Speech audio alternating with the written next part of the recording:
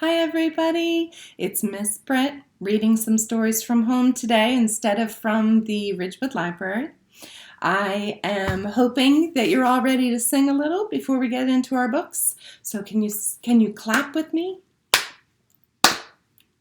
Hello everybody, yes indeed, yes indeed, yes indeed. Hello everybody, yes indeed, yes indeed, my darling. Hello everybody. So today I have some of my favorite storybooks to read to you. The first one is actually based on a Caribbean fairy tale. Folk tale. This is called La Cucaracha Martina, and this version is retold and illustrated by Daniel Moretan. La Cucaracha Martina. La Cucaracha Martina didn't much care for life in the big city. She didn't like the animals who hung out on the street corner, and the thought of getting stepped on frightened her terribly. But it was the noise that Martina liked least. The loud city sounds hurt her tiny ears and kept her awake at night. Honk, hoot, beep, toot, wham, slam, crunch, clunk, vroom, zoom, bam, boom, bing, zing, whiz, whoosh, tick-tock, tick-tock, tick-tock. On special nights, however, when all else was still, Martina would hear a beautiful noise, a soft, gentle sound that came whispering through the night. It was the most fabulous noise she had ever heard, and it made her feel all funny inside. Early one Monday morning, La Cucaracha Martina decided to fix herself up and go out in search of the beautiful noise. She took some money over to the market and purchased a hairbrush, an eye pencil, a lipstick, 3 pieces of bubble gum, and a big box of talcum powder. Martina worked quickly. She brushed her hair and fixed her face. She shined her shoes and buttoned up her best dress.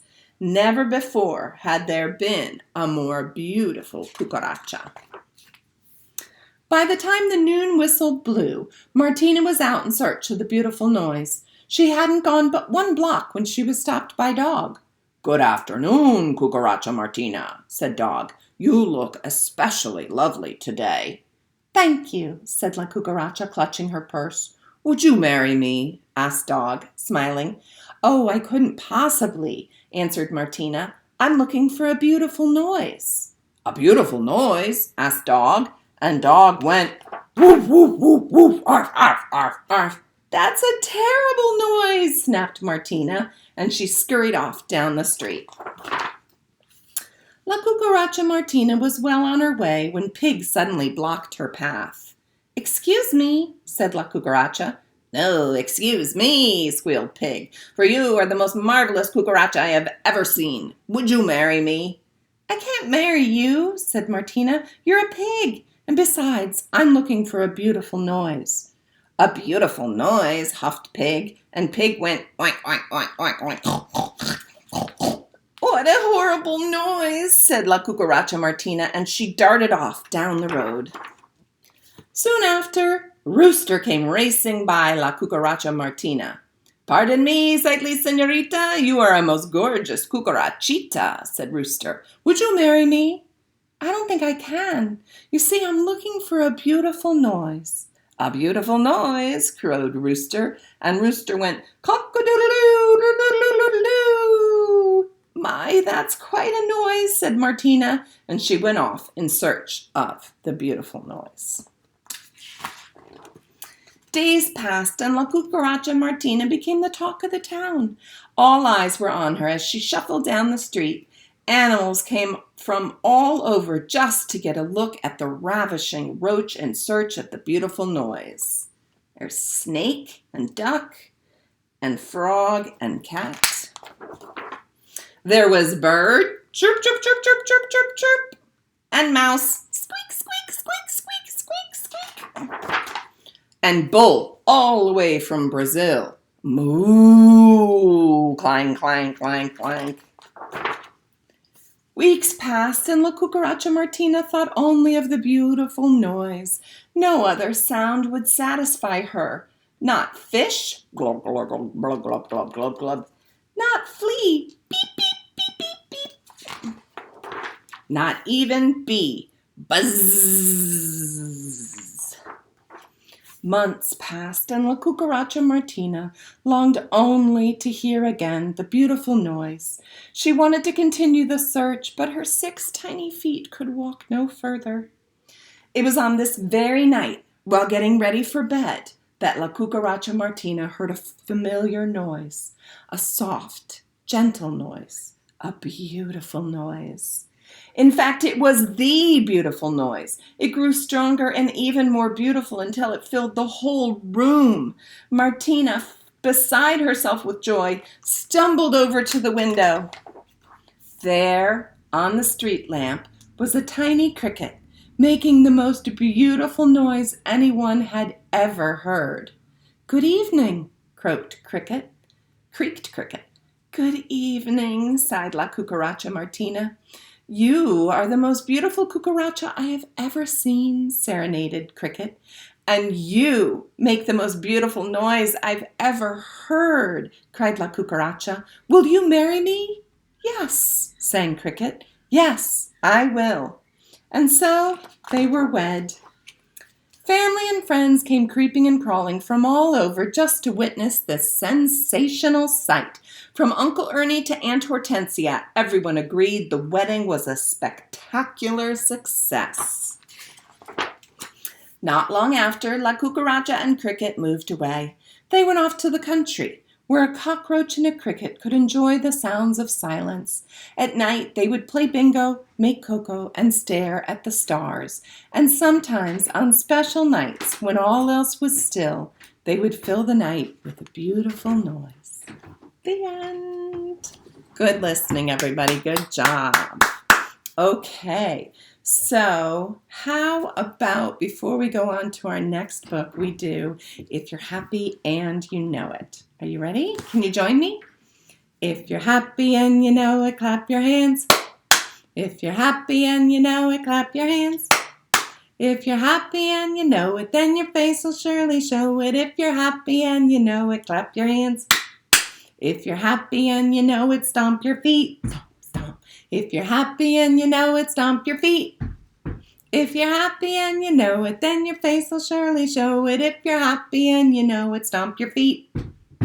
If you're happy and you know it, peekaboo, peekaboo. If you're happy and you know it, peekaboo, peekaboo. If you're happy and you know it, then your face will surely show it. If you're happy and you know it, peekaboo, peekaboo.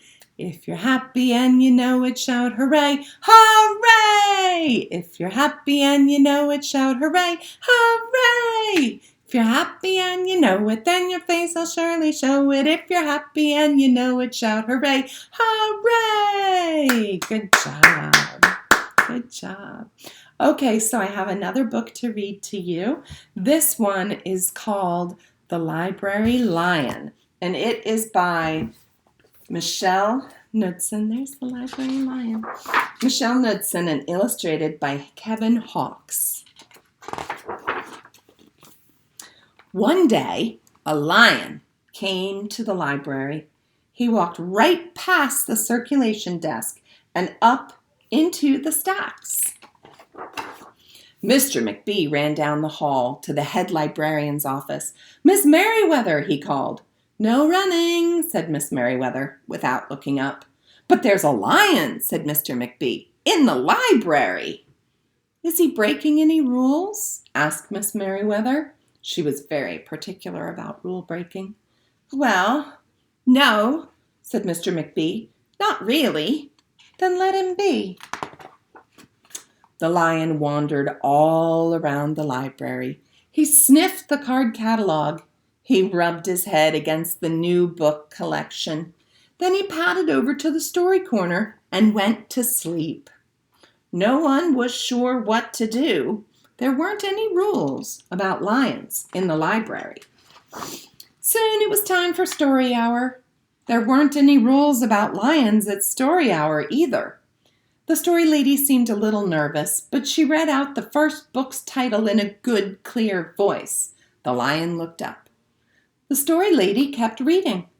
The lion stayed for the next story, and the story after that. He waited for another story, but the children began to walk away. "Story hour's over," a little girl told him. "It's time to go." The lion looked at the children. He looked at the story lady. He looked at the closed books. Then he roared very loud, "Roar!" Miss Merriweather came striding out of her office. "Who is making that noise?" she demanded. "It's the lion," said Mr. McBee. Miss Merriweather marched over to the lion. "If you cannot be quiet, you will have to leave," she said in a stern voice. "Those are the rules." The lion kept roaring. He sounded sad. The little girl tugged on Miss Merriweather's dress. "If he promises to be quiet, can he come back for story hour tomorrow?" she asked. The lion stopped roaring. He looked at Miss Merriweather. Miss Merriweather looked back. Then she said, "Yes, a nice, quiet lion would certainly be allowed to come back for story hour tomorrow." "Hooray!" said the children. The next day the lion came back. "You're early," said Miss Merriweather. "Story hour's not until 3 o'clock." The lion did not budge. "Very well," said Miss Merriweather. "You might as well make yourself useful." She sent him off to dust the encyclopedias until it was time for story hour. The next day the lion came early again. This time Miss Merriweather asked him to lick all the envelopes for the overdue notices. Soon the lion began doing things without being asked. He dusted the encyclopedias, he licked the envelopes, he let small children stand on his back to reach books on the highest shelves. Then he curled up in the story corner to wait for story hour to begin. At first the people in the library were a little nervous about the lion, but soon they got used to having him around. In fact, he seemed very well suited for the library. His big feet were quiet on the library floor. He made a comfy backrest for the children at story hour, and he never roared in the library anymore. "What a helpful lion," people said. They patted his soft head as he walked by. "How did we ever get along without him?" Mr. McBee scowled when he heard that. They had always gotten along fine before. No lions were needed. Lions, he thought, could not understand rules. They did not belong in the library. There's Mr. McBee peeking out, kind of. One day, after he had dusted all the encyclopedias and licked all the envelopes and helped all the small children, the lion padded down the hall to Miss Merriweather's office to see what else there was to do. There was still some time left before story hour. "Hello, lion," said Miss Merriweather. "I know something you can do. You can bring a book back into the stacks for me. Let me just get it down from this shelf." Miss Merriweather stepped up onto the step stool. The book was just out of reach. Miss Merriweather stood on her toes. She stretched out her fingers. "Almost there," she said. Then Miss Merriweather stretched a little too far. "Uh-oh." "Ouch," said Miss Merriweather softly. She did not get up. "Mr. McBee," she called after a minute. "Mr. McBee." But Mr. McBee was at the circulation desk. He could not hear her calling. "Lion," said Miss Merriweather, "please go and get Mr. McBee." The lion ran down the hall. "No running," Miss Merriweather called after him. The lion put his big front paws up on the circulation desk and looked at Mr. McBee. "Go away, lion," said Mr. McBee. "I'm busy." The lion whined. He pointed his nose down the hall toward Miss Merriweather's office. Mr. McBee ignored him. Finally, the lion did the only thing he could think of to do. He looked Mr. McBee right in the eye, and then he opened his mouth very wide, and he roared the loudest roar he had ever roared in his life. "Roar!" Mr. McBee gasped. "You're not being quiet," he said. "You're breaking the rules." Mr. McBee walked down the hall as fast as he could. The lion did not follow him. He had broken the rules. He knew what that meant. He hung his head and walked toward the door. Mr. McBee did not notice. "Miss Merriweather," he called as he walked. "Miss Merriweather, the lion broke the rules. The lion broke the rules." He burst into Miss Merriweather's office. She was not in her chair. "Miss Merriweather?" he asked. Sometimes, said Miss Merriweather from the floor behind her desk, there's a good reason to break the rules, even in the library. Now please go call a doctor. I think I've broken my arm. Mr. McBee ran to call a doctor. No running, Miss Merriweather called after him. The next day, things were back to normal. Almost. Miss Merriweather's left arm was in a cast. The doctor had told her not to work too hard. I will have my lion to help me, Miss Merriweather thought. But the lion did not come to the library that morning. At 3:00, Miss Merriweather walked over to the story corner. The story lady was just beginning a story for the children. The lion was not there. People in the library kept looking up from their books and computer screens, hoping they would see a familiar furry face. But the lion did not come that day. The lion did not come the next day either, or the day after that. One evening, Mr. McBee stopped by Miss Merriweather's office on his way out. Can I do anything for you before I go, Miss Merriweather? He asked her. No, thank you, said Miss Merriweather. She was looking out the window. Her voice was very quiet, even for the library. Mr. McBee frowned as he walked away.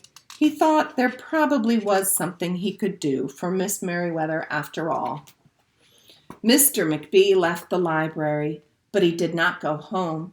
He walked around the neighborhood. He looked under cars. He looked behind bushes. He looked in backyards and trash cans and tree houses. Finally, he circled all the way back to the library. The lion was sitting outside, looking in through the glass doors. Hello, lion, said Mr. McBee. The lion did not turn around. I thought you might like to know, said Mr. McBee, that there's a new rule at the library. No roaring allowed unless you have a very good reason. Say, if you're trying to help a friend who's been hurt, for example. The lion's ears twitched. He turned around, but Mr. McBee was already walking away. The next day, Mr. McBee walked down the hall to Miss Merriweather's office. What is it, Mr. McBee? Asked Miss Merriweather in her new, sad, quiet voice. I thought you might like to know, said Mr. McBee. There's a lion in the library. Miss Merriweather jumped up from her chair and ran down the hall. Mr. McBee smiled. No running, he called after her. Miss Merriweather didn't listen. Sometimes there's a good reason to break the rules, even in the library. They're so happy to have him back. The end. Good listening, everybody. Thank you so much for joining us today for story time. Hope you have a good day, and we'll see you soon. Bye.